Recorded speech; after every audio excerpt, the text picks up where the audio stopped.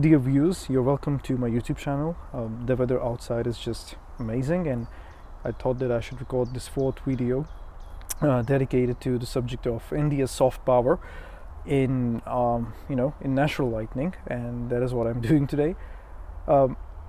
Before we go with this subject, move forward with the subject of India's soft power, right? I would like to first of all tell you guys why I thought that it's important to highlight the subject, because I'm seeing it practically. I'm experiencing India's soft power in my work, and in a good way, and I would like to first speak about that and then move forward with the subject of India's soft power by detailing on the instruments that India has when it comes to developing its image on the worldwide arena. So my work is basically related to international relations in many forms, and I interact with people from the countries of BRICS, which are Brazil, Russia, India, China, and South Africa. Apart from that, I have regular interactions with people from Indonesia, United Arab Emirates, countries like Nigeria, Argentina. So I studied in a university that was quite international. It's the Moscow State University for International Relations. I finished it in 2018, and then I started helping my father in his work related to he's the president actually of a big Indian cultural center in Russia, and this cultural center works not only in Russia but also in countries like Germany, Lithuania, India, and Kazakhstan.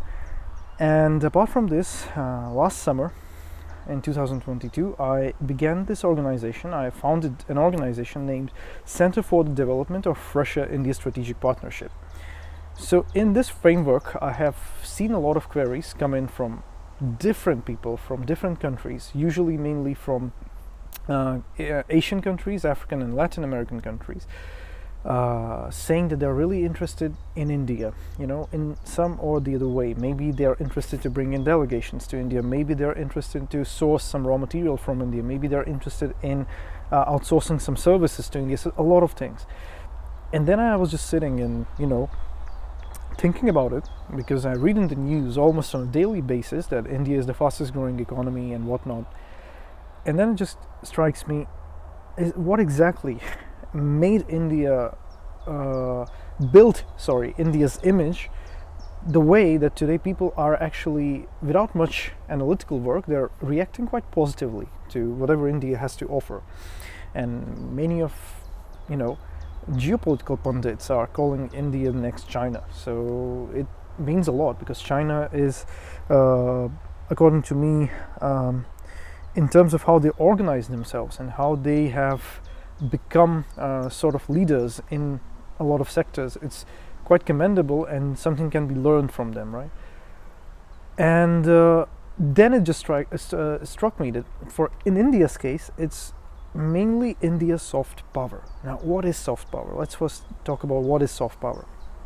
If you are selling something, right, you are trying to tell your client who came to a shop, or she came to a shop, that this product is the best, you have to buy it, it has so many unique points and whatnot. It is kind of forcing on the other person your ideas, your thoughts, right? And it irritates people.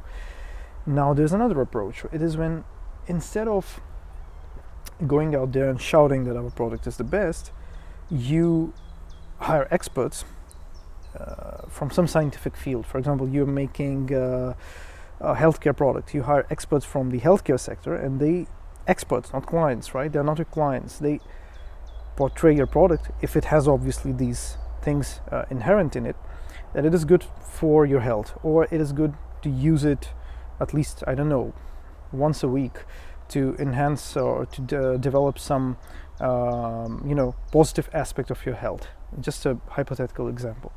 And then when you hear this, it's indirectly coming to you, right? This information comes indirectly. It's not direct. It's not from the company. It is coming from a group of people who are not at all related, or they're not the working staff of the company. So this is indirect approach.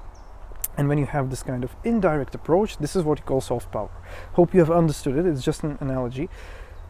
Now, when it comes to India, India has one of the strongest soft power instrument in the world, actually, because number one most powerful instrument that India has in its arsenal of soft power is culture. Culturally speaking, Indian culture is the most vibrant, one of the most vibrant in the world. I won't say it's the most vibrant, it's one of the most vibrant cultures in the world. And because of this vibrancy, variety, it has been exciting a lot of people for many years, and it has attracted like a magnet a lot of tourists from different countries.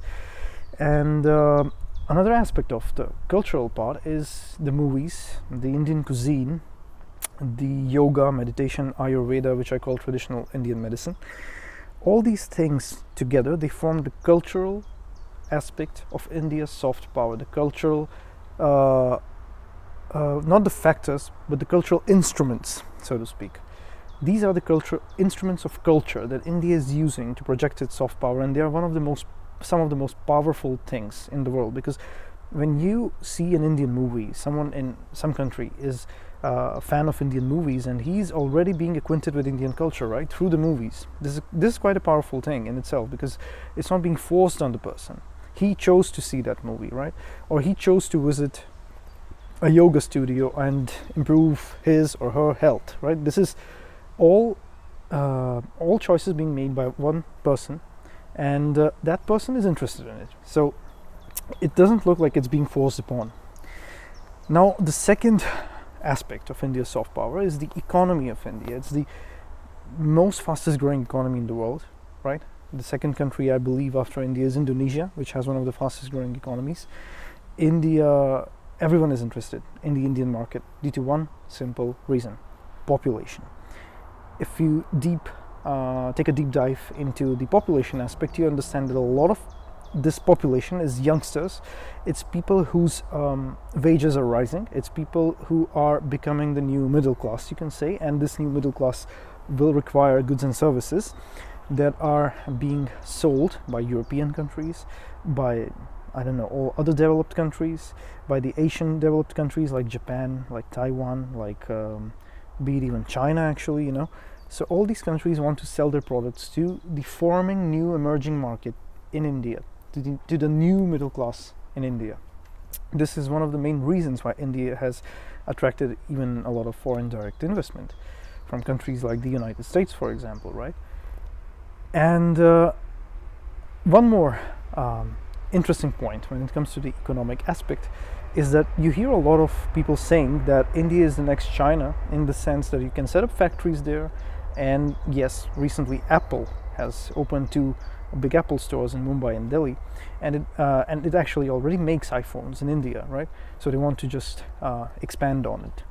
But there's a reality that's quite different, because India is not China yet in terms of organizational capacity, right? So there's a lot of things to be done, but I believe the government's trajectory is it's in place, and the decisions that are being taken by the higher ups in India right now, they are actually fueling the idea, in the good sense, obviously, in the positive sense, that yes, we are learning, that India is learning, India is trying to become the new most prominent market for all the goods, services, for setting up factories. And yes, India is looking at the mistakes of others and trying to improve on itself. So this is very important.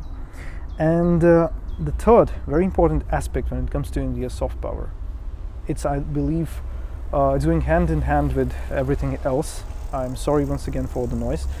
It's the Indian diaspora, right? So 20 plus million people, if not 30 plus million people, if you count the PIOs. PIOs are persons of Indian origin, and NRIs are non-resident Indians. So if you count both of these, so it's 31 million, if I'm not wrong, people residing all over the world.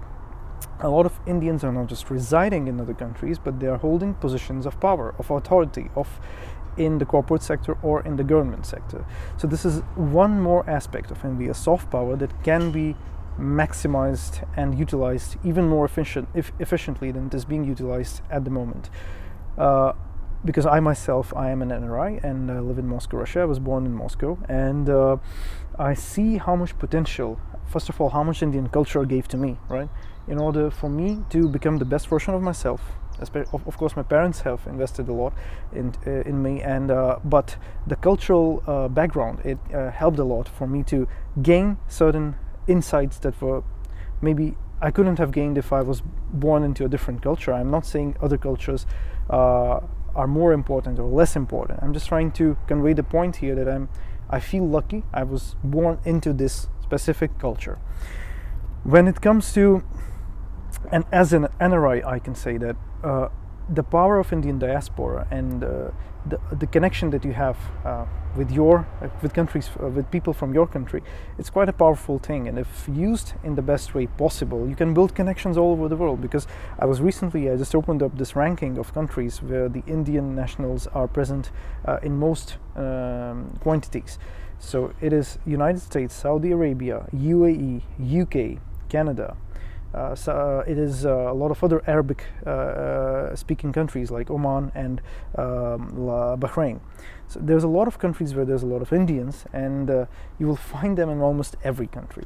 So these are the three aspects, very important aspects. Number one, culture. Number two, economy. Number three, the Indian diaspora or the human resource aspect. I believe if there could be some form of a strategy developed on how to utilize these things. For example, when there are organizations that bring together such people and project certain common goals that could be beneficial for India overall, right? Because even living outside, one of my concerns is how I can help my country, India. I'm still an Indian passport holder. I'm still an Indian citizen, right? Although I'm living in Russia my whole life, but I'm still an Indian citizen. And one of my dreams is to do something for my country, India. How can I do that? And I cannot do it alone. So it's about bringing people together. So there should be some kind of framework, organizational framework, where people can come in together, put their resources, and move forward to making India the best version of itself. Because it would be a pity if we cannot do this, considering all the human resource, all the other resources, all the foreign direct investment made into the country, the talents and skills that there are in India, especially in sectors like IT and healthcare. It would be such a pity not to utilize this and not to make the most of it, right? So I think this was it for today's video, and the next video I will try to upload it maybe next Wednesday, Thursday, but once again I was planning to upload this one on Wednesday or Tuesday, but you see there's so much work to do, especially in this international sector sphere, that I seldom get time to even eat breakfast. I'm really sincere here and being really honest, but let's see. I believe I'm on the right path considering my YouTube my YouTube side of things. And once again, if you share this video, I will be really glad, and if you put some likes on it, I will be even more happy. Leave suggestions in the comments section, and I believe if you find something interesting, we can speak more about it. If you think I should omit certain things because you maybe know about it already, then just tell me. I will not touch these subjects will be not touched in such detail, so to speak, so that our videos are interesting. Thanks a lot, and stay in touch. Goodbye, take care.